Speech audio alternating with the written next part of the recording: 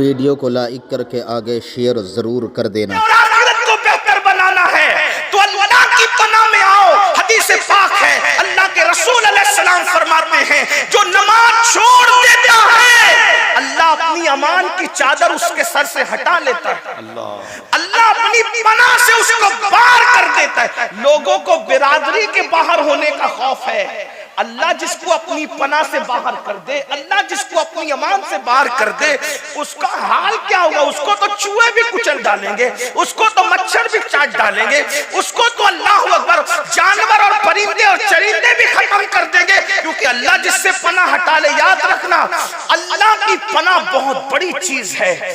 اگر اللہ پناہ دینے پر آئے، توجہ، اگر اللہ پناہ دے، اگر اللہ پناہ دے تو اللہ کی پناہ کی شان یہ ہے کہ وہ مکڑی کے جالے سے بھی بڑے سے بڑے طاقتور کی حفاظت کر لیتا ہے۔ دنیا میں اگر آپ سے کوئی پوچھے نا کہ سب سے بڑا طاقتور دنیا میں کون ہے، دنیا میں سب سے بڑا طاقت، آنکھ بند کر کے کہنا محمد رسول اللہ صلی اللہ علیہ وسلم۔ آنکھ بند کر کے کہنا، کیوں؟ اس لیے کہ جو اشارے سے چاند ٹکڑے کر دے، اس سے بڑا طاقتور کون ہو سکتا ہے خدا کی مخلوق میں؟ اشارے سے تو میرے بھائی کاغذ بھی نہیں پھٹتا۔ چیلنج ہے تمہارے جھارکھنڈ کے بڑے سے بڑے پہلوان کو لے آؤ اور بولے اشارے سے کاغذ پھاڑ کے بتا دے۔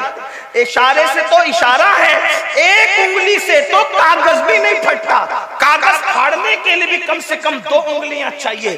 لیکن اللہ اکبر، یہ کیا طاقت ہے کہ جبل ابو قبیس میں کھڑے ہو کے صرف اشارہ کرتے ہیں اور چاند ٹکڑے کر دیتے ہیں، اشارہ کر کے سورج کو پلٹا لیتے ہیں، اشارہ کر کے درختوں کو اپنے پاس بلا لیتے ہیں۔ ایسی طاقتور ہستی جب غار میں ہوتی ہے تو خدا اس طاقتور ہستی کو کس سے بچاتا ہے؟ مکڑی کے جالے سے۔ اور دنیا میں مکڑی کے جالے سے کمزور کوئی چیز نہیں۔ دیکھو حضور سے طاقتور کوئی مخلوق نہیں اور مکڑی کے جالے سے کمزور کوئی چیز نہیں۔ علماء کہتے ہیں تار عنکبوت اتنا، بلکہ قرآن نے کہا کتنا کمزور ہے، سورہ عنکبوت کے اندر سب سے کمزور ہے تار عنکبوت، مکڑی کا جالا۔ ایک دن کا دودھ پیتا بچہ بھی اگر انگلی ایسے کر دے تو مکڑی کا جالا ٹوٹ جائے، اتنا ہی کمزور ہے۔ لیکن میرے اللہ کی شان، اتنی طاقتور ہستی کو اتنے کمزور مکڑی کے جالے سے بچا کر بتاتا ہے۔ ہم بچانا چاہتے تو اس شان سے بچا۔ دیکھو، اور 500 سال تک حکومت کرنے والے کو ایک مچھر سے، اتنے کمزور مچھر سے ناک میں گھسا کے ہلاک کر دیتا ہے۔ تو کیا بتا رہا ہے؟ اللہ کی طاقت سب سے بڑی ہے، تمہاری نہیں۔ اس کا پلان سب سے بڑا ہے، تمہارا نہیں۔ اس کا منصوبہ سب سے بڑا ہے، تمہارا نہیں۔ اگر بچنا ہے مصیبتوں سے، اللہ کی پناہ میں وہ بچانا چاہے گا تو مکڑی کے جالے سے بھی بچائے گا، اور اگر ہلاک کرنا چاہے گا تو پھر کسی ترم خان کی ضرورت نہیں پڑے گی، ہلاکو چنگیز خان کی ضرورت نہیں پڑے گی، اللہ فلاں کی ضرورت نہیں پڑے گی۔ جب وہ تمہیں ذلت سے مارنا چاہے تو صرف وہ مچھر سے بھی تمہیں مار ڈالے، مچھر سے بھی تمہیں، تو اس کی پناہ کی طرف آؤ۔ اور اس کی پناہ کب ملے گی؟ کچھ بھی کر لو، نعرے لگا لو، بڑی بڑی باتیں کر لو، کانفرنس کر لو، یہ کر لو، وہ کر لو، اسکولیں بنا لو، مدرسے بنا لو، کالجز بنا لو، یہ کر لو، ایسا کر لو، سب کچھ کر لو، جب تک اس کی بارگاہ میں جھکو گے نہیں، سجدہ کرو گے نہیں، نماز پڑھو گے نہیں، اس وقت تک کہ اللہ کی پناہ ملنے والی نہیں۔ کیونکہ اللہ کے رسول سے فرما دیا گیا جو نماز چھوڑ دے وہ اللہ کی پناہ سے باہر ہو جاتا ہے، پھر ذلت اس کا مقدر، رسوائی اس کا مقدر، ذلیل ہونا اس کا مقدر، مفلس ہونا اس کا مقدر، ستایا جانا اس کا مقدر، پریشان حال ہونا اس کا مقدر۔ دنیا نے وہ دن بھی دیکھا جب مسلمانوں کو اللہ نے دولت دی، حکومت دی، تخت دیا، تاج دیا، مسلمان نماز چھوڑ کر باغی ہو گئے، نماز چھوڑ کر باغی ہو گئے، بغاوت کی طرف گئے۔ تو اللہ نے ہلاکو اور چنگیز خان کا بڑا لشکر مسلط کیا، تو کچھ ولی لوگ بیچ میں آ گئے، اللہ کے ولی لوگ کہ ہم مقابلہ کریں گے کس سے؟ ہلاکو چنگیز خان سے. جیسے وہ مقابلے میں آئے وہ ولی ہٹ گئے, نہیں کیا مقابلہ. لوگوں نے پوچھا اللہ والو روحانیت کیا ہوگی, کیوں مقابلہ نہیں کرتے؟ کہا رجال الغیب کی روحیں تو ان کے سر پر ہے, اور وہ روحیں کہہ رہی جس کو ہم سنتے ہوئے سن رہے ہیں, وہ روحیں کہتی ہیں ان کافروں سے اے کافروں ان فاسقوں کو ختم کر دو. اے کافروں, ہلاکو چنگیز خان کی فوج کے سر پہ کس کی روحیں ہیں؟ ولیوں کی روحیں. اور کیا کہہ رہی ہے؟ اے کافروں ان فاسقوں کو بدکاروں کو ختم کر دو. مسلمان زانی ہوا, گانے سننے والا ہوا, شرابی ہوا, مسجدوں کو ویران کرنے والا ہوا, علماء کا گستاخ ہوا, اللہ کے دین کا باغی ہوا. اللہ نے اتنا بڑا لشکر بھیجا, اس لشکر نے کیا کیا پتہ ہے؟ مسلمانوں کی سر کی کھوپڑیوں پر مینار تعمیر کی. یعنی جب اللہ سے بغاوت کرو گے تو اللہ کے فیصلے کیا ہوں گے یہ وہی جانتا. جب خدا کے ساتھ سرکشی کرو گے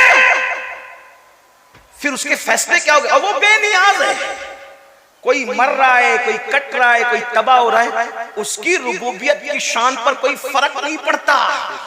وہ غیور ہے, غیور. اس کے اپنے فیصلے, وہ اپنے محبوبوں کو یتیم کر دیتا ہے. اس کی شان غیرت ہے, اس کی شان غیرت ہے. شجر ممنوعہ کو ہاتھ میں لے لیا جاتا ہے تو معصوم کے کپڑے واپس لے لیے جاتے ہیں اور جنت سے باہر کر دیا جاتا ہے. اس کی شان غیرت تو دیکھیں. یہاں تو بہت آنکھ بند کر کے سوچنے ارے مولانا کچھ بھی کریں گے اللہ تو ہم سے پیار کرتا ہے, ہم جنت میں جائیں گے. کیوں؟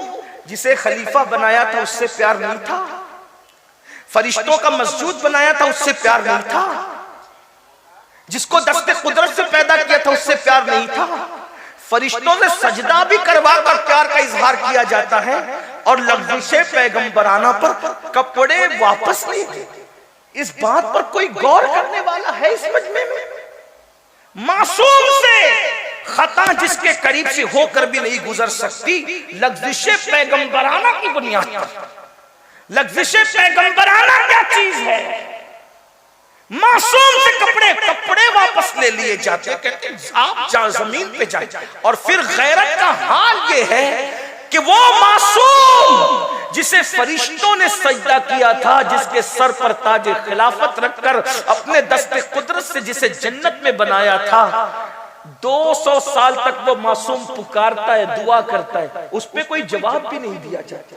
غور تو کریں, ہم پاپی اپنی راتوں کا جائزہ لیں, ہم مجرم اپنے دنوں کا جائزہ لیں. سوچو ہم سے بڑا جھوٹا کون ہوگا دنیا میں؟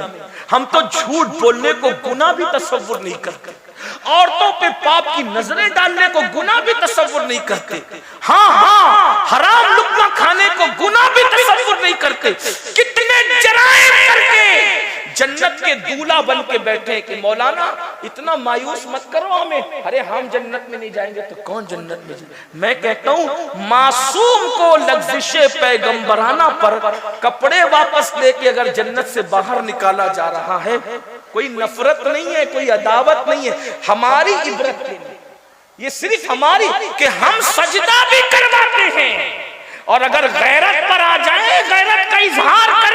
ویڈیو اگر اچھا لگا ہو تو لائک کر کے ثواب کی نیت سے اپنے دوستوں کے ساتھ ضرور شیئر کر دینا, تاکہ وہ بھی اس ویڈیو کو سن کر کے جو ہے اپنی زندگی میں کچھ سیکھ سکیں اور دوسروں کو سکھا سکیں اور گناہوں سے بچ سکیں اور اللہ رب العزت کی عبادت کر سکیں. کیونکہ الحمدللہ سید امین القادری صاحب اپنی ویڈیو کے اندر بہت کچھ اچھا اللہ کے فضل سے سکھاتے ہیں, اور لوگ الحمدللہ سیکھتے ہیں.